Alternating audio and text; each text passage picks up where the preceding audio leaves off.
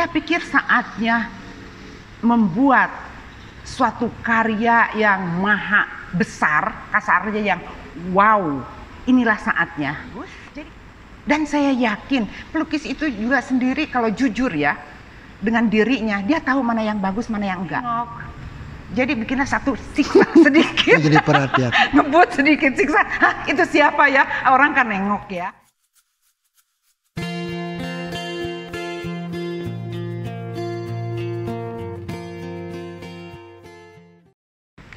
Semangat Bali. Pemirsa netizen Indonesia, kita jumpa kembali di konten Bali Blow. Bali Bicara, suara dari Pulau Dewata untuk Indonesia. Pemirsa, sebentar lagi kita akan memasuki tahun baru 2022. Untuk itu kita undang tamu kita, Mbak Jais Darga, untuk bincang tema refleksi akhir tahun dan resolusi untuk tahun baru ke depan. Mbak Jais, nama lengkapnya Raden Jais Hadiana Darga Wijaya, seorang art dealer,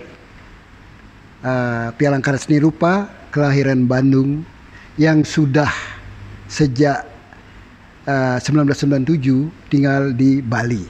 Jadi sudah hampir seperempat abad, Mbak. Mbak Jais, kita perkenalkan saja langsung tamu kita, Mbak Jais. Iya. Ya, selamat datang. Salam budaya. Ya, selamat datang di acara di program kita, di forum kita. Kita minta Mbak kan sudah bergaul global ya. Jadi bagaimana akhirnya kesimpulannya Mbak untuk menyikapi refleksi dari tahun ini? Kita kan susah ini tahun ini, 2 tahun ini. Iya. Renungannya Mbak selama 2 tahun, hasil bincang dengan teman-teman yang punya pemikiran-pemikiran yang mendalam. Silakan Mbak. Boleh dikoreksi sedikit? Silakan. Saya pindah ke Bali itu tahun 90. 90 ya? Jadi sudah 30, mau 32 tahun. Oh, Darganya, Iya. galerinya. Galerinya 97. mulai tahun 97 ya. Oke. Iya. Baik Mbak, terima kasih. Silakan refleksi 2 tahun kita didera pandemi, Iya. akhirnya berakhir 2 tahun ini, kemudian masuk. Silakan Mbak. Iya. Bagi saya sendiri, saya selalu memandang hal yang worst, kejadian yang saya ambil yang positifnya. Cara berpikir saya yang ya ini kesempatan untuk kita refleksi diri sendiri, untuk kita lebih mengenal diri. Jadi rasanya sih saya satu sisi ada bersyukur pada pandemi ini saya nggak terlalu banyak warawiri. Jadi banyak merenung dan itu saya lakukan. Kebetulan saya juga udah tinggal di rumah di Kramas ini yang notabene tempat menjadikan rumah ini adalah me time saya. Jadi dengan keadaan pandemi untuk diri saya sendiri tidak ada pengaruhnya ya. Malah saya itu ada bagusnya untuk saya. Kalau saya untuk mengenal diri lagi, untuk lebih dekat kepada keluarga, pertemanan ya. Terus juga saya lebih mendekatkan dengan alam. Waktu tersedia banyak. Iya, waktu tersedia banyak, tapi bukan berarti saya doing nothing ya.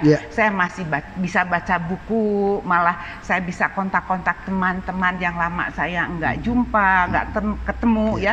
Sekarang dengan udah zaman yang canggih ini bisa video call, bisa apa, jadi it's okay lah. Ya, saya syukurin aja, saya syukurin dan juga mungkin alam sendiri perlu dibersihkan ya. Jadi kayaknya alam juga lelah ya. Nah, bagi saya yang kejadian 2 tahun ini, pandemi ini, jadi harusnya kita lebih ke kultural ya. Jadi maaf, pemerintah bukan hanya menggali mineralnya ya, jadi kulturalnya yang harus lebih bukan hanya mineral tapi juga kultural. Kulturalnya yang harus dimajukan, yang harus sekarang digali. Saatnya. Apalagi saat ini, saya pikir begitu. Ya, menarik itu. Ya. Jadi lebih banyak berefleksi. Betul. Karena waktu tersedia. Mak punya antisipasi seandainya tiba-tiba misalnya normal kembali, mungkin nggak tertarik lagi atau gimana ya, sibuk lagi seperti dulu kemungkinan, atau menyesuaikan dengan teknologi sekarang yang bisa dengan telepon pintar kan? Jujur ya, begitu dibuka, sebetulnya kaki saya yang sudah gatel ya. Sebetulnya main saya udah nerima, cuma kaki saya aja yang agak gatel. Biasanya udah jalan-jalan kemana, biasanya saya sudah mungkin ngikutin auction yang di luar ya, pergi ke pameran-pameran ya. Jadi ya saya aja yang gatal. Jadi yang pertama saya akan lakukan ya mungkin kehausan saya keluar, apa yang terjadi di dunia luar, maksudnya di luar Indonesia, khususnya untuk dunia art ya. Jadi saya bisa ketemu teman-teman di sana, ngobrol lagi perkembangan seni rupa dan lain-lainnya. Yang akan saya lakukan seandainya ini berakhir, ya saya bersyukur sekali ya. Jadi kegiatan itu untuk kedepannya tahun depan saya sudah ada bekal dari spirit saya selama pandemi. Jadi saya bisa ngimbangi antara bukan saya berbicara tentang spiritual, tapi saya lebih mengenal dalam saya. Diri saya, sendiri. Iya, itu juga bekal yang positif, yang biasanya mungkin saya lepas kendali dalam arti ini, jadi udah bisa untuk keseimbangan ya. Ini bekal saya untuk kedepannya dalam kejadian pandemi ini selama 2 tahun itu ada bagusnya untuk nimbangin batin saya, soul saya, mind saya. Tapi di sisi lain agenda-agenda seandainya bisa ini tetap ada ya? Atau pertanyaannya di luar aktivitas auction gitu masih atau teragendakan atau lewat online saja Mbak? Lewat dulu, sekarang online ya. Saya suka kadang-kadang online, kadang-kadang terus terang aja saya udah semi pensiun ya, karena semenjak saya pindah ke sini, ini adalah me time saya, waktu untuk saya, waktu yang dulu sekian puluh tahun hilang. Jadi di Pantai Kramas inilah dibayar sekarang. Dibayar. Jadi kalau boleh dihitung persentase gairah untuk tanda petik bisnis seni rupa itu memang Mbak sengaja rem atau memang kondisinya meminta kita harus lebih slow sekarang dibandingkan untuk saya sendiri. Untuk saya sendiri biarlah yang muda-muda, yang lainnya juga harus ini ya. Saya harap mungkin besok lusa itu udah ada pengganti saya untuk go internasional sebagai art dealer. Jadi katakanlah saya merasa sukses. Kalau saya berhenti, pada saatnya saya berhenti. Itulah kesuksesan saya. Saya bisa berhenti pada saatnya. Kalau boleh tahu, Mbak Jais ada mengkader orang jadi asisten atau sudah melihat ada beberapa orang yang kelihatan potensial untuk menjadi artinya selama ini kan Mbak dianggap mewakili Indonesia seperti itu, ya kan? Belum, ini art dealer pertama saya baca.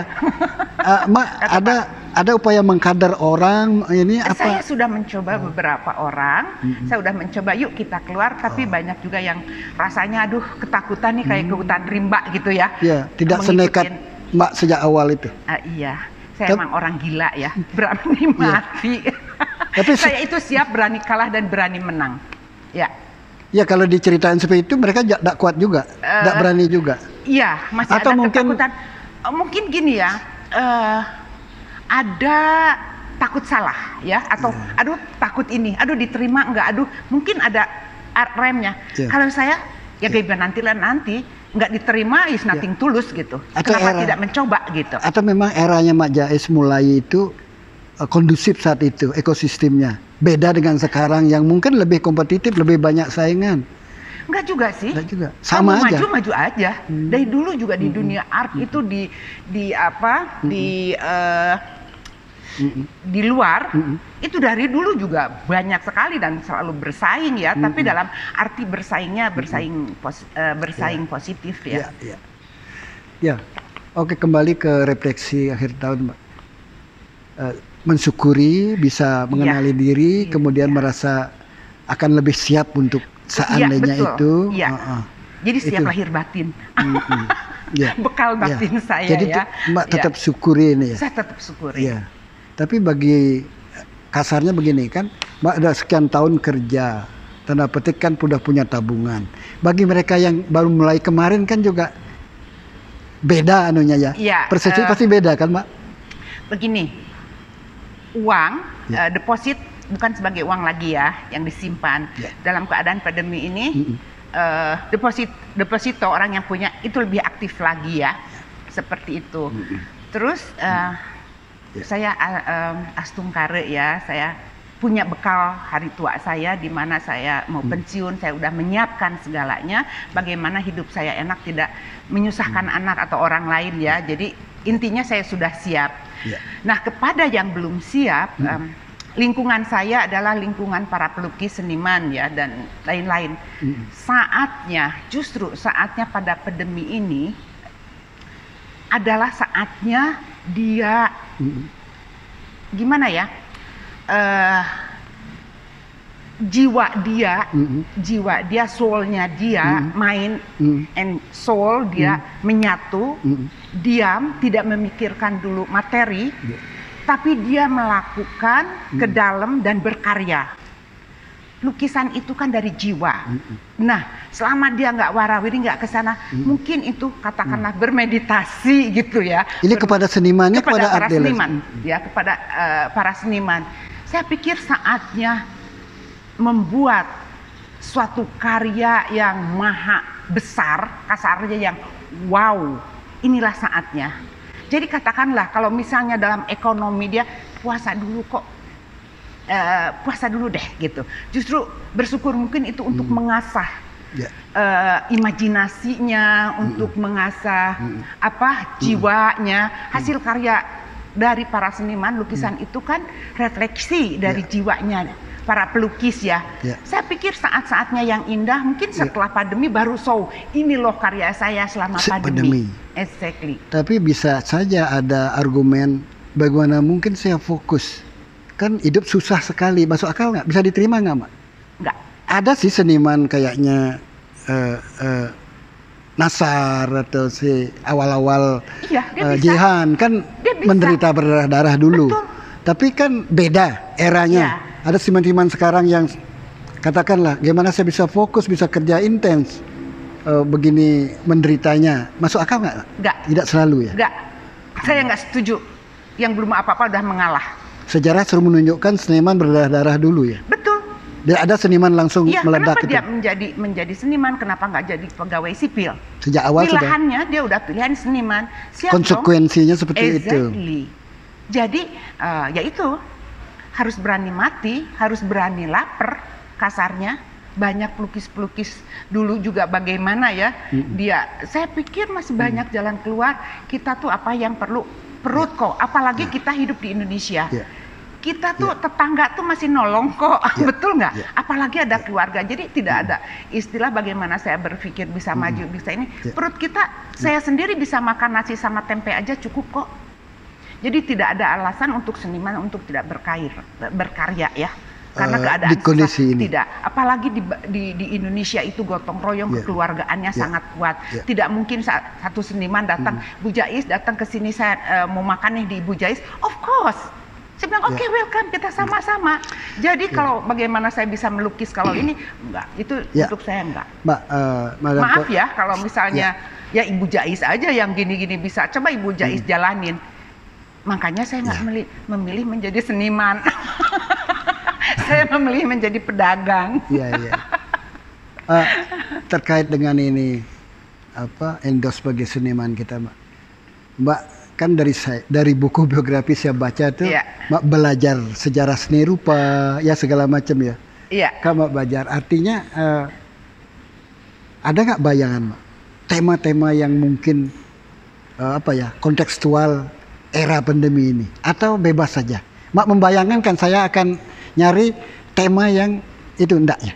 Enggak. Konteksnya enggak ada begitu ya? Enggak. Misalnya saya sebagai pedagang, sebagai art dealer, saya mencari seorang pelukis yang lukisannya seperti ini. Enggak. Saya mencari lukisan yang bagus, dan saya yakin pelukis itu juga sendiri kalau jujur ya dengan dirinya, dia tahu mana yang bagus, mana yang enggak. Yeah.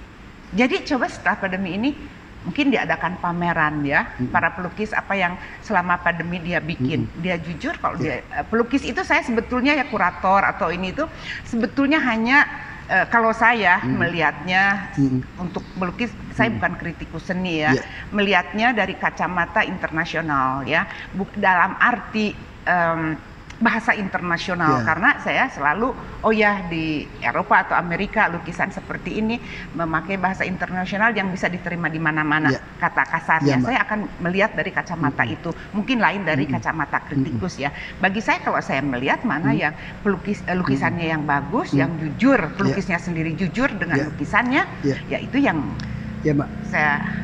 Saya pernah membaca Mbak Jais sudah menjadi trend center di beberapa orang yang pemain baru. Saya dengar kalau Mbak Jais katanya suka lukisan ini, merekomendasi, biasanya orang tidak pikir lagi sesama dealer gitu.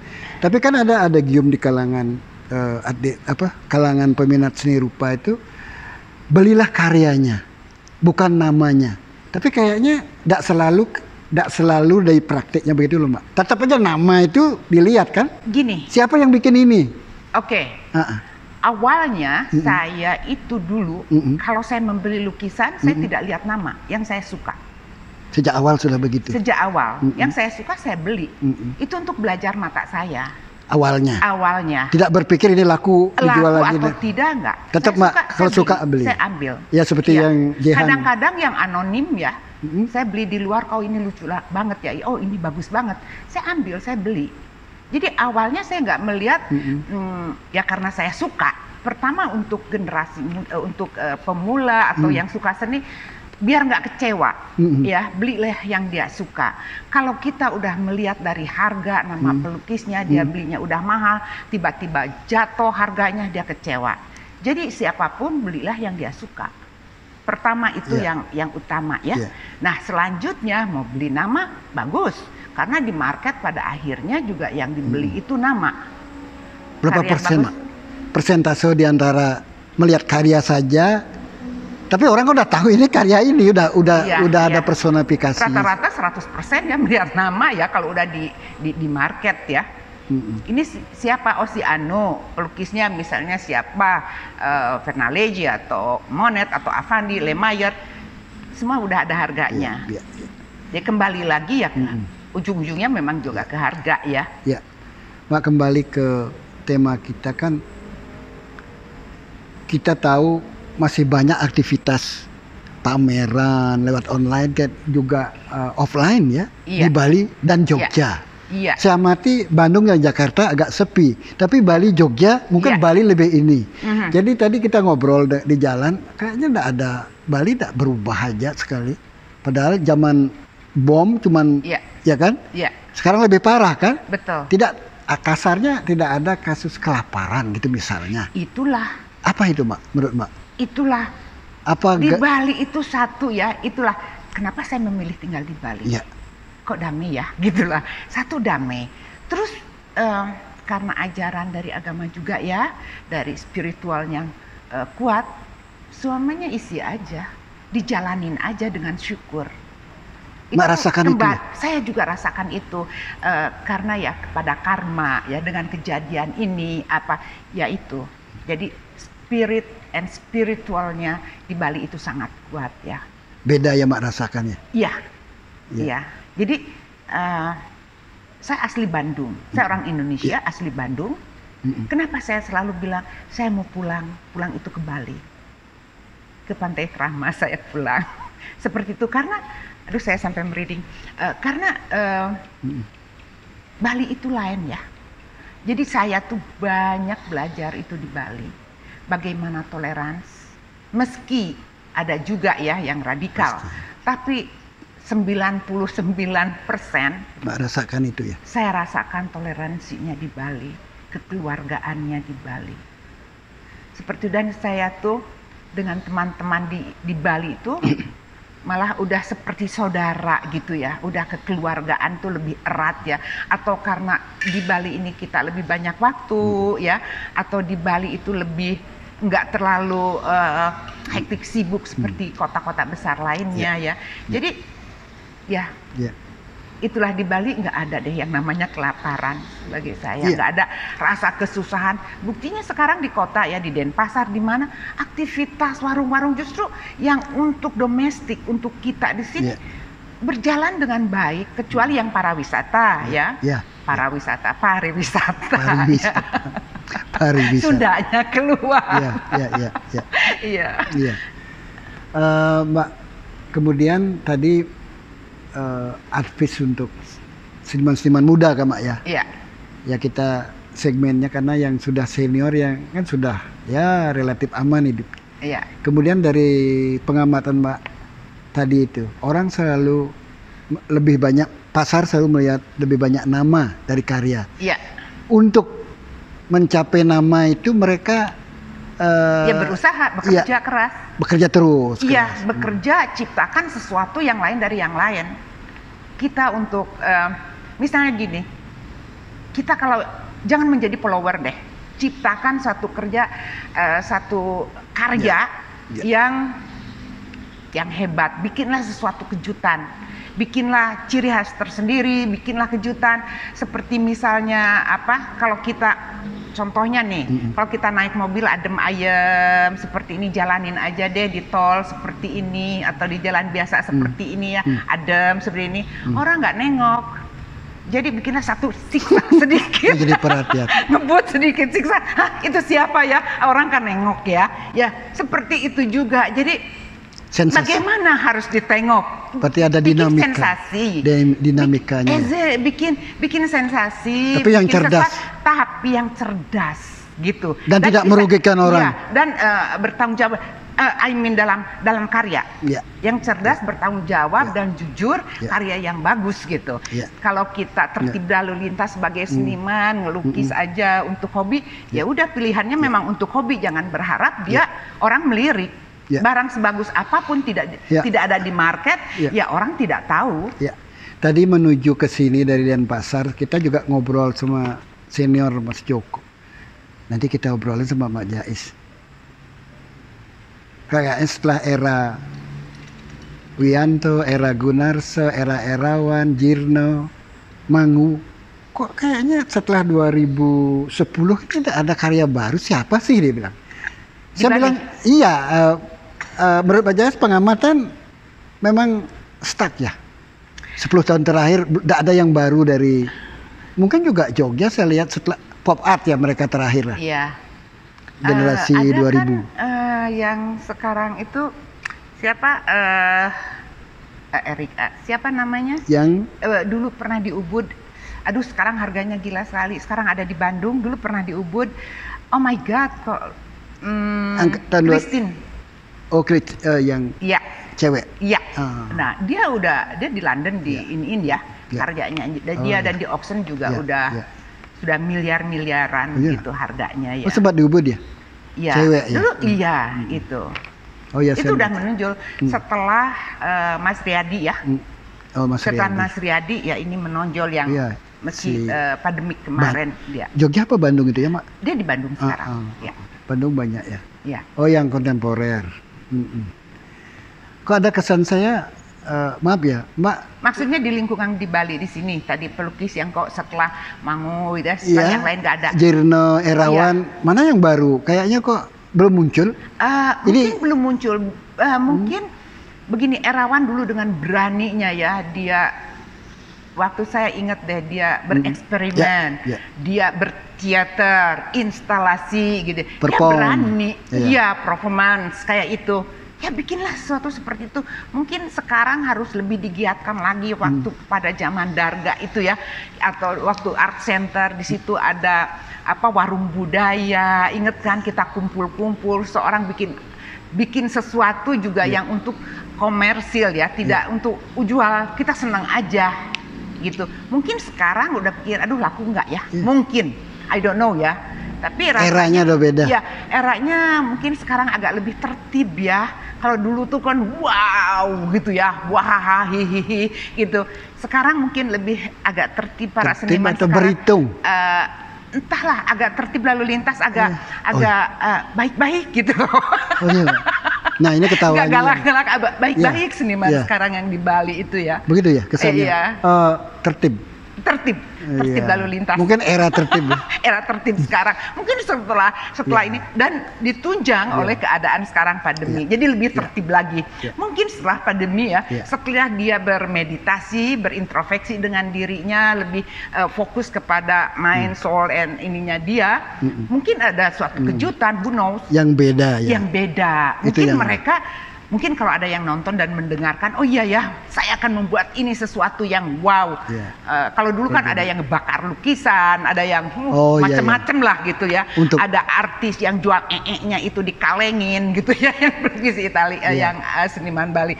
I don't know, mungkin setelah ini akan timbul, dan saya harap ya, saya nggak pesimis deh dengan pelukis-pelukis yang di Bali. Saya yakin suatu hari akan meledak, akan ada Erawan, Wiante, Nyoman, dan lain-lain ya. Pelukisnya banyak, karyanya nggak muncul, Mbak. Itu masalah. Pelukisnya pasti terus banyak, orang sekolah lukisnya ada. Iya betul. Di Jogja juga, betul. Bandung juga. Ya itu alam yang memilih. Biarkan alam yang memilih deh. Ya. Jadi yang baru nih. Iya, tapi nggak usah putus asa, nggak usah ini, segala sesuatu tuh indah pada waktunya deh gitu. Siapa tahu suatu hari muncul Basquiat baru, katakanlah yang namanya bisa meledak ya. Pelukis Indonesia tuh bagus-bagus kok, nggak kalah dengan di luar. Tadi jadi menarik, coba jadilah trend center bukan follower. Yes. Iya, pencipta tren. Pencipta. Jangan ikuti tren. Jangan. Pencipta sesuatu. Maaf, saya bukan aku gitu lah, bukan. Saya dulu buka pertama pameran ya. Saya bagaimana seniman Indonesia bisa disamakan dengan luar. Seperti Darga Gallery. Pertama yang saya bawa tuh ada Avandi, ada Hendra dan lain-lain. Ada juga Picasso, ada Chagall, ada Leger dan lain-lain ya. Ada Matisse yang saya bawa ke Bali untuk keseimbangan gitu, untuk seimbang. Karena bagi saya lukisan itu tidak ada nationality-nya, tidak ada gitu, milik dunia. Jadi ya kita sama universal gitu. Ya, jadi misalnya lukisan bukan mewakili budaya Indonesia. Budaya begitu manusia. Juga film bukan mewakili budaya Indonesia. Jadi itu adalah milik dunia bagi saya. Karya seni itu ya. Iya, karya seni itu. Ya pesan tadi menarik itu Pak tadi. Membuat tren, jangan ikuti tren. Kemudian optimis, diam-diam ya, kita saja tidak mendeteksi ya. Jangan-jangan mereka diam-diam berkarya. Walaupun satu dua udah muncul. Mbak Jais, di sesi pertama soal refleksi akhir tahun, terutama pesan-pesan ya kepada seniman-seniman muda yang untuk tetap berkarya menjadi trend center, jangan menjadi follower, buat tren. Saya kira kita cukupkan di sini. Kita akan nanti ke sesi tentang kenapa memilih Bali itu yang lebih dikulik ya, lebih diperdalam Mbak ya. Rasanya mau cerita tentang, mau ngorek-ngorek personal ya. Tapi tidak nggak apa-apa. Tentang pilihan. Oh iya. Yang lainnya juga mau tanya-tanya, bebas kok dengan saya. Bagus. Berarti akan meledak. Pemirsa, demikian tadi bincang kita dengan Mbak Jais Darga. Jadi boleh saya simpulkan, tetap optimis menghadapi tahun baru. Jadikan masa 2 tahun kita didera pandemi ini sebagai refleksi untuk kekuatan moral dan spiritual kita untuk menghadapi tahun baru ke depan. Kita jumpa lagi di sesi berikut. Sampai jumpa.